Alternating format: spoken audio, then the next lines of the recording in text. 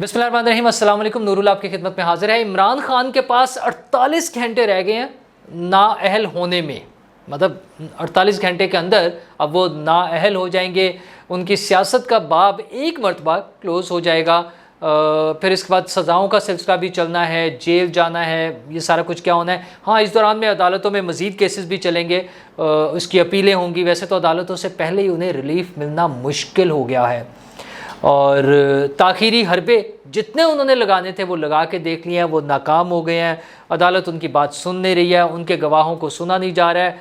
मज़ीद गवाह आने के लिए तैयार बैठे हैं, वो कह रहे जी हमें बुला लें गवाह के तौर पे। ये सब कुछ हो क्या रहा है। दूसरी तरफ हुकूमत की फुर्तियाँ जा रही है हुकूमत, तो धड़ाधड़ बिल पास हो रहे हैं। मतलब 2 दिन में 54 के करीब जो है बिल पास होने की कंडीशन बन गई है। हाँ, उनमें से जो था ऑफिशियल सीक्रेट एक्ट जो है वो उस पर ऑब्जेक्शन आ रहा है। पीपल्स पार्टी ख़ास तौर पर और कुछ और पार्टियां उस पर ऑब्जेक्शन कर रही हैं और वो बिल रुक गया है सेनेट में जाकर। और ये तमाम बिल किस तरह रुक सकते हैं, इन पे इम्प्लीमेंट होना कैसे रुक सकता है, इसकी भी गुंजाइश मौजूद है। वो क्या कहानी है, लेकिन पीपल्स पार्टी क्यों मुखालफत कर रही है। और पीपल्स पार्टी जो बज़ाहिर नवाज़ शरीफ साहब और इमरान खान साहब का बड़ा जो है ना वो अच्छे तरीके से चल रहा है, इत्तफाक है कई चीज़ों पे। निगरान हुकूमत पर सुनने में आ रहा है कि वो उन्होंने एक दूसरे के साथ मिल के कुछ चीज़ें डिसाइड कर ली हैं कि किसको निगरान वज़ीर आज़म बनाना है। लेकिन कुछ चीज़ों पे इख्तलाफ है, जैसे ये कानून साजी पर इख्तलाफ है, इस तरह की चीज़ों पे वो इख्तलाफ हो रहा है। और पीपल्स पार्टी सिर्फ नवाज शरीफ साहब से इख्तलाफ नहीं कर रही है, इस्टेब्लिशमेंट के साथ भी पीपल्स पार्टी अब सेम पेज पे नहीं रही है। उसमें बड़े मसाइल बन गया है और उन बड़े मसाइल में बिलावल भुट्टो के दौरा अमेरिका ने अहम किरदार अदा किया है। ये क्या कहानी है ये मैं आपको बाद में बताऊंगा। पहले इमरान खान साहब पर आ जाते हैं कि इमरान खान साहब के पास बस 48 घंटे बचे हैं।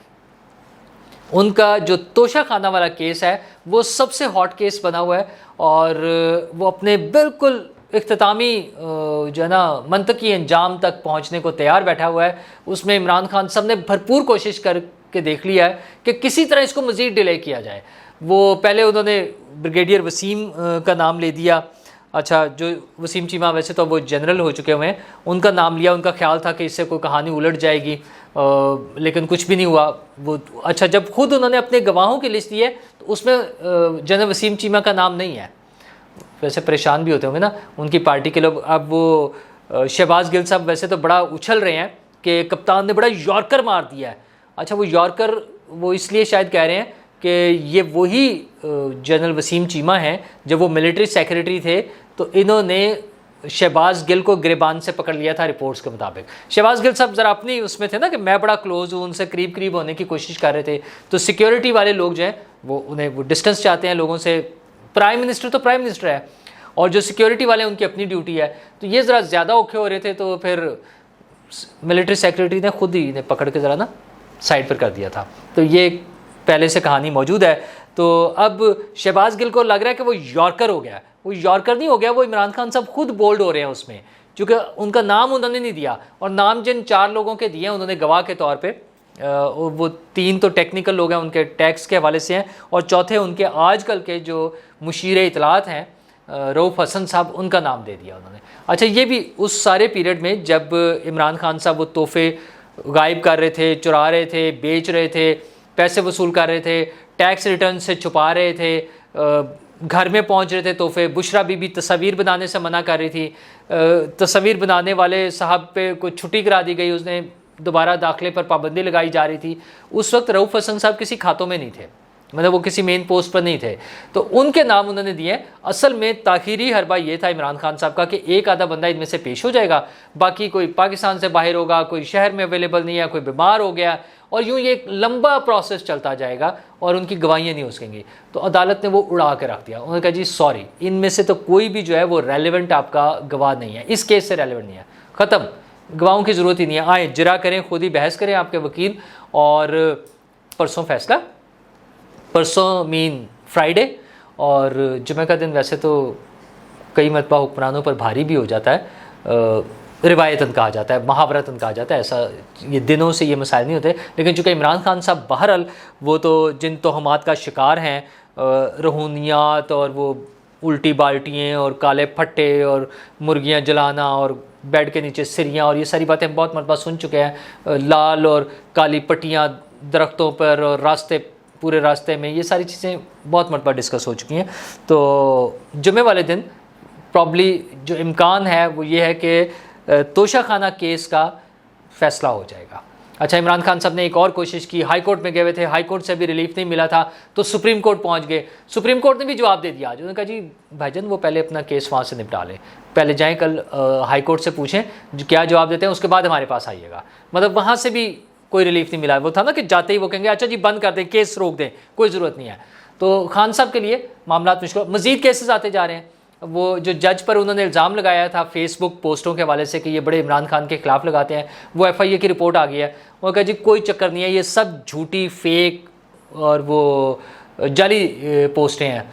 अच्छा, वहाँ से उस पर केस भी बन सकता है। दूसरी तरफ इलेक्शन कमीशन में इंट्रा पार्टी इलेक्शन चूँकि नहीं कराए तो बैट का इंतखाबी निशान जा सकता है, वो मिलना मुश्किल हो जाएगा। मतलब परेशानियाँ कि बढ़ती जा रही हैं। मेरा ख्याल है मज़ीद मौक़लात की या मज़ीद मुर्शिदों की ज़रूरत पड़ गई है खान साहब को। लेकिन अफसोस अब मुर्शिद कहाँ से आएंगे? वो जहाँ से फैज़ मिलता था वो फैज़ घर ही बंद हो गया, तो अब मुर्शिद भी मिलना मुश्किल है। तो खान साहब तो परेशान हैं ही, दूसरी तरफ हुकूमत भी बड़ा हबड़ दबड़ में ना लग रही है। ठीक है, आखिरी दिन आ रहे हैं, 9 तारीख एक्सपेक्टेड है कि उनकी आखिरी तारीख होगी इस हुकूमत की मियाद मुकम्मल होने की, मतलब जिस दिन वो असम्बली डिज़ोल्व करने की समरी चली जाएगी। तो वो हुकूमत ने धड़ाधड़ बिल पास करने पे लगे हुए हैं। कुछ 2 दिनों में 54 के करीब बिल पास कर दिए हैं। अच्छा, उसमें कुछ पर एतराज़ात भी हुए हैं और असल एतराज़ तो यह है कि किसी पर बहस नहीं हो रही, किसी पर बात नहीं हो रही है, बस वो बिल पेश हुए, ठक ठक ठक साइन कर दिए। 20-20, 25-25 लोग बैठे हुए हैं असम्बली में और बिल पास हुए जा रहे हैं क्योंकि कोई कोरम की निशानदही नहीं कर रहा। अच्छा, वैसे भी एक अजीब मजाक है जमहूरी सिस्टम का कि 350-400 लोगों की बजाय 20-25-30 लोग बैठे हुए हैं और बगैर पढ़े, बगैर बात किए वो बस धड़ाधड़ बिल पास हो रहे हैं, बिल पास हो रहे हैं। अच्छा, उस पर ऑब्जेक्शंस भी आ रही हैं। आर्मी एक्ट का जो बिल था, ऑफिशियल सीक्रेट एक्ट का जो नई चीज़ें आई थी कि खुफिया एजेंसियों को हक हासिल होगा, उन्हें अथॉरिटी मिल जाएगी कि वो बगैर किसी वारंट के तलाशी ले सकते हैं, कोई भी कार्रवाई कर सकते हैं। ये सारे बिलों पर एतराज़ भी हो रहा था। तो ये इसमें कुछ अमेंडमेंट्स के साथ जब वापस किया सेनेट में तो वो रुक गया। पीपल्स पार्टी ने ख़ास तौर पे और दीगर पार्टियों ने भी उस पर ऑब्जेक्शन किया और वो बिल अब कमेटी को रेफ़र कर दिया। कमेटी को रेफ़र करने का मतलब रुक गया, मतलब वो अब नहीं पास होता। अच्छा, ये तमाम बिल जो हैं जो पास हो रहे हैं, इनमें अभी एक इशू और है जिनको ख़ास तौर पे अगर PTI को कोई एतराज़ आए तो उनके पास एक बड़ा अच्छा ऑप्शन है। अपने सदर पाकिस्तान, जो सदर पाकिस्तान है वैसे तो, लेकिन PTI के तो ख़ास है ना, PTI भी ख़ास समझती है और वो भी किसी हद तक ख़ास समझते थे। अगरचे आजकल उनकी तबीयत ठीक हो चुकी है, मेरा मतलब वो अब वो सीधे रास्ते पर आ गए काफ़ी हद तक, लेकिन सदर साहब रोक लें। अगर सदर साहब इन बिलों को 15 दिन रोक सकते हैं सदर साहब, अगर सदर साहब रोके रखें और उसके बाद वापस भिजवा दें 15 दिन बाद, तो कौमी असम्बली तो होगी नहीं। तो फिर कौमी असम्बली का इंतज़ार करना पड़ेगा और वो ज़ाहिर है इलेक्शन के बाद आना है। तो इलेक्शन कब होते हैं, कौन जीता है तेरी जुल्फ़ के सर होने तक, तो अल्लाह करे सब जीते रहें इंशाल्लाह। 6 महीने, साल, 2 साल में हो ही जाएंगे मेरे ख्याल में तो वो हो जाएगा। लेकिन अच्छा, कानून साजी के वाले से एक और इशू है। यूनिवर्सिटियों के बिल पास हुए हैं, कोई 30 के करीब यूनिवर्सिटियों के। अच्छा, कोई बुरी बात नहीं है, यूनिवर्सिटियों के बिल पास होने चाहिए। उस पर कुछ लोग एतराज़ कर रहे हैं, लेकिन उससे पहले, एतराज़ से पहले उसकी पॉजिटिव चीज़ देखें। मसला ये है कि दुनिया भर में तरक्की के लिए तालीम ज़रूरी है और आला तालीम तो ज़ाहिर है उससे भी ज़्यादा ज़रूरी है। तो यूनिवर्सिटियाँ नहीं बनेंगी, आला तालीमी इदारे नहीं बनेंगे तो तरक्की कैसे होगी, रिसर्च वर्क कैसे होगा? यूनिवर्सिटीज़ का काम है ना, जैसी भी हैं यूनिवर्सिटियाँ होनी तो ज़रूरी है ना। तो सबसे अहम बात तो यह है कि पहले ये देखा जाए कि ये जो 30 यूनिवर्सिटियों के बिल हैं, ये आज तो नहीं आई यूनिवर्सिटियाँ, ये कोई 2-2 साल से, कोई 1.5 साल से, कितनी मुद्दत से पड़े हुए थे। तो वो कौन लोग हैं जिन्होंने इन्हें रोका हुआ था, पेंडिंग रखा हुआ था? उनके क्या मकासद थे, उनके क्या इंटरेस्ट थे जिसकी वजह से उन्होंने रोका हुआ था? अब जब लोग उस पर एतराज़ कर रहे हैं, हामिद मीर साहब के प्रोग्राम में भी मैं सुन रहा था, वो बात कर रहे थे कि इस पर ऑब्जेक्शन हो रही है कि शायद कुछ लोगों ने पैसे खाए हैं। कहीं से खबरें आती है कि 5-5 करोड़ रुपये एक यूनिवर्सिटी से ले लिए गए हैं। मसला ये पैसे नहीं है, मसला तो मुजरिम तो वो हैं जिन्होंने इनको 2 साल से रोका हुआ था। या तो वो 2 साल में कोई ऐसी कार्रवाई हुई है कि उसमें उनकी रिक्वायरमेंट्स थी कि वहाँ पे रिक्वायरमेंट्स पूरी नहीं है, ये बेहतरी लाए, खामोशी। फिर अचानक एकदम से कैसे आ गया? बिल तो पास होने चाहिए। अच्छा, जब एकदम से अचानक इतने सारे इकट्ठे होते हैं तो उसमें फिर शकूक पैदा होते हैं, और हम तो चूँकि वैसे ही हर चीज़ को साजिशी नज़रिए से देखते हैं, तो हमें लगता है कि जनाब किसी ने पैसे खा लिए हैं या पता नहीं क्या हो गया। मतलब जो भी हुआ है, यूनिवर्सिटी बननी है बहरहाल एक पॉजिटिव चीज़ है, उसमें तो कोई दूसरी राय हो ही नहीं सकती। हाँ, उसके प्रोसीजर में अगर कोई प्रॉब्लम है तो उसको बेहतर करना चाहिए, उसको इम्प्रूव करने की ज़रूरत है। अच्छा, पीपल्स पार्टी ने जिन बिलों पर एतराज़ किया है उससे ये लगता है कि कुछ कहीं ना कहीं कुछ गड़बड़ है। एक तो बीइंग अ डेमोक्रेटिक पार्टी, उनका राइट है कि कुछ चीज़ों पे एतराज़ कर सकते हैं, उनकी अपनी सोच हो सकती है, उनके सेनेटर्स की, उनके पार्लियामेंटेरियंस की, उनके लीडर्स की। अगरचे नवाज शरीफ साहब और आसिफ जरदारी साहब आपस में यूं इकट्ठे हुए हैं, उनके बारे में जो खबरें आ रही हैं कि उन्होंने एक से ज़्यादा सेशन हुए हैं उनके गपशप के, बातचीत के, जिसमें निगरान हुकूमत के हवाले से उन्होंने जो चीज़ें फ़ाइनल की हैं वो उस पर भी उनका इत्तफाक है, दोनों मिल के कर रहे हैं, मतलब उसमें कोई उनका इशू नहीं है। हाँ, लेकिन ये कानून साजी पे, इन चीज़ों पर उन्हें पीपल्स पार्टी को इश्यूज़ हैं। पीपल्स पार्टी इन इश्यूज़ पे सिर्फ नून लीग के साथ इश्यूज़ नहीं है, जो खबरें आ रही हैं वो तो ये हैं कि पीपल्स पार्टी के इस इस्टेब्लिशमेंट के साथ भी अब ताल्लुकात अच्छे नहीं हैं। अच्छा, उसमें मल्टीपल फैक्टर्स होंगे। एक बड़ा फैक्टर जो अब ख़बरों की हद तक आ रहा है ज़राए के मुताबिक, वो है बिलावल भुट्टो ज़रदारी का दौरा अमेरिका 5 जुलाई का ना, तकरीबन 1 महीना होने को आया है। वहाँ से मामला ने ज़रा डिफरेंट टर्न ले लिया। अच्छा, ये क्यों आ रहा है इख्तिलाफ?